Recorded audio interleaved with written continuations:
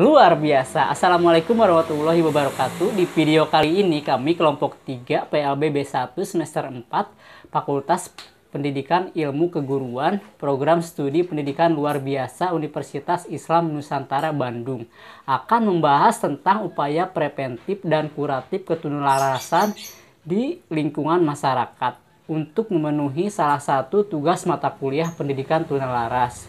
Sebelum melanjut ke pembahasan, perkenalkan nama saya Eri Arif Munandar dan ada Asri Nur Mariam, Arin Fitriani, Putri Sukma Aryani, Yani Mulyani, Pridayanti Siti Robiah, Aang Ismail, dan Angga Prihadi. Untuk pembahasan yang pertama akan dijelaskan oleh Ibu Asri Nur Mariam. Dipersilahkan untuk Ibu Asri. Oke, siapa sih anak tunalaras? Anak tunalaras adalah anak yang mengalami gangguan atau hambatan emosi dan berkelainan tingkah laku, sehingga kurang dapat menyesuaikan diri dengan baik di lingkungan keluarga, sekolah, dan juga masyarakat. Nah, di dalam lingkungan masyarakat terdapat banyak sumber yang menjadi pengaruh atau pemicu munculnya perilaku penyimpangan. Sikap masyarakat yang negatif merupakan sumber terjadinya kelainan tingkah laku, atau mungkin faktor-faktor lain seperti masalah perkembangan pada anak, pola asuh di lingkungan rumah dan sekolah yang tidak sesuai dengan norma-norma kebaikan, dan perilaku penyimpangan yang merupakan penyebab anak memiliki gangguan emosi, perkembangan fisik, dan mental yang terganggu. Lalu apa aja sih upaya preventif atau kuratif bagi anak tunalaras yang berada di lingkungan masyarakat? Upaya preventif kuratif ketunalarasan di lingkungan masyarakat. Yang pertama adalah menyediakan sarana dan prasarana untuk mengembangkan bakat, minat, dan hobi anak tunalaras di lingkungan masyarakat. Seperti kita ketahui, banyak anak tunalaras yang melakukan penyimpangan perilaku di lingkungan masyarakat. Nah, disitulah diharapkan masyarakat dapat berperan dalam membantu menangani anak tunalaras yang ada di lingkungan tersebut. Contoh kecil, masyarakat dapat menyediakan sarana dan prasarana untuk mengembangkan bakat, minat, dan hobi anak tunalaras tersebut. Sarana dan prasarana yang dapat diberikan, misalnya lapangan olahraga, karena banyak sekali anak tunalaras yang memiliki bakat non-akademik di bidang olahraga, misal seperti voli, basket, badminton, dan yang lainnya.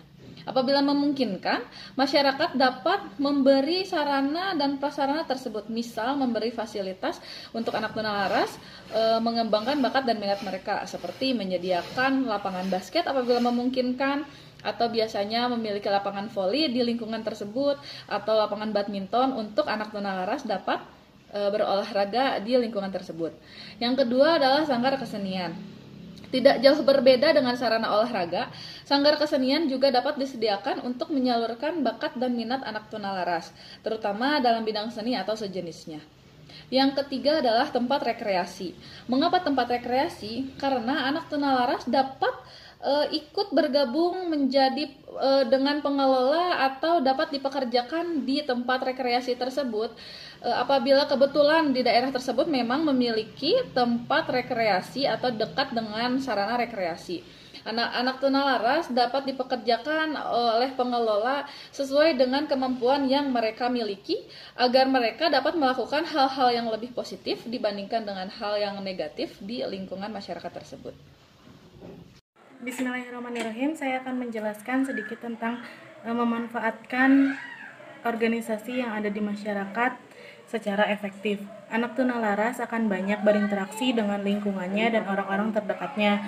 Maka dari itu harus dilatih bagaimana cara bersosialisasi dengan baik dan sesuai aturan. Pengalaman yang didapat secara langsung akan lebih berguna bagi anak tunalaras. Selain fasilitas yang sudah diberikan untuk anak tunalaras sendiri dari masyarakat, bisa juga diikut sertakan seperti kegiatan-kegiatan yang positif, seperti contohnya banyak sekali organisasi yang bisa diikuti seperti remaja masjid. Remaja masjid di situ bukan hanya untuk mendengarkan ceramah, tapi juga diberikan bisa ramah tamah tuh, dan bisa mendapatkan pelajaran yang positif. Terus seperti pramuka, di situ bisa di situ didapatkan kedisiplinan agar anak dapat disiplin. Terus seperti pengurus desa bisa itu mengenai keamanan dan gotong royong dan lain sebagainya.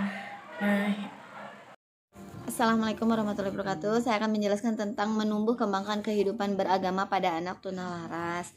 Jadi, mendidik anak tunalaras itu tidak sama seperti mendidik anak normal pada umumnya. Karena mengajarkan atau mendidik anak tunalaras itu memerlukan pendekatan yang khusus, juga strategi yang khusus.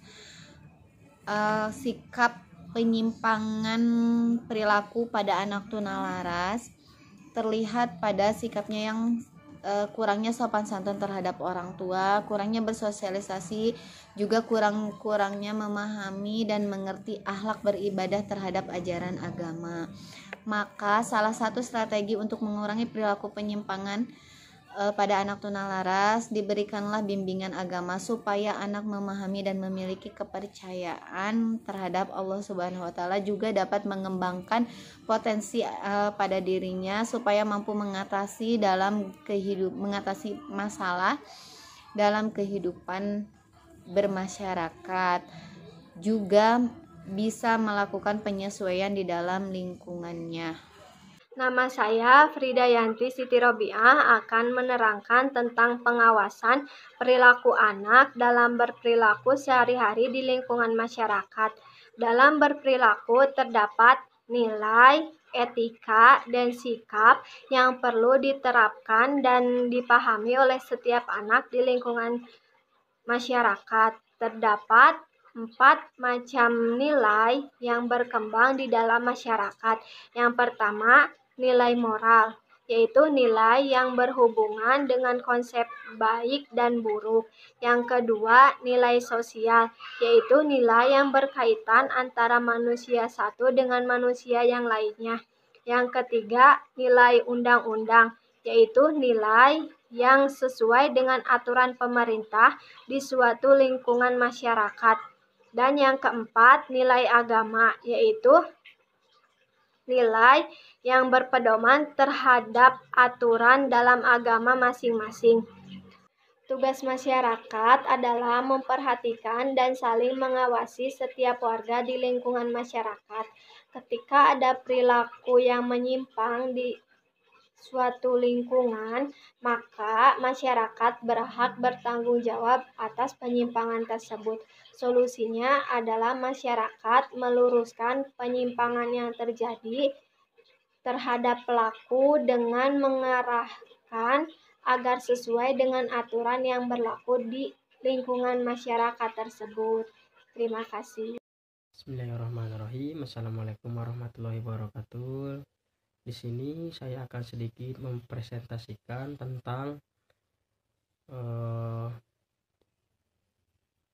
kerjasama antara orang tua dan guru ketika menghadapi anak yang memiliki gangguan ketunalarasan. Nah, di sini peranan orang tua sangat penting ketika seorang anak menyimpang perilakunya dalam masyarakat. Dan untuk guru juga sangat penting mengetahui ketika ada anak yang menyimpang perilaku yang sangat tidak wajar itu. Di sini juga harus ada komunikasi antara orang tua dan guru bagaimana untuk pemecahan masalah tersebut yang ada di masyarakat ataupun di lingkungan sekolah. Sekian video dari saya. Wassalamualaikum warahmatullahi wabarakatuh. Warahmatullahi wabarakatuh. Saya akan memberi kesimpulan. 1. Menyediakan sarana prasarana untuk mengembangkan bakat, minat, dan hobi anak tunalaras di lingkungan masyarakat. 2. Memanfaatkan organisasi sosial kemasyarakatan secara efektif. 3. Menumbuh kembangkan kehidupan beragama. 4. Pengawasan perilaku anak dalam berperilaku sehari-hari di masyarakat. 5. Melakukan kerjasama dengan orang tua ataupun sekolah apabila ada anak remaja yang berperilaku menyimpang. Ya, sekian, terima kasih.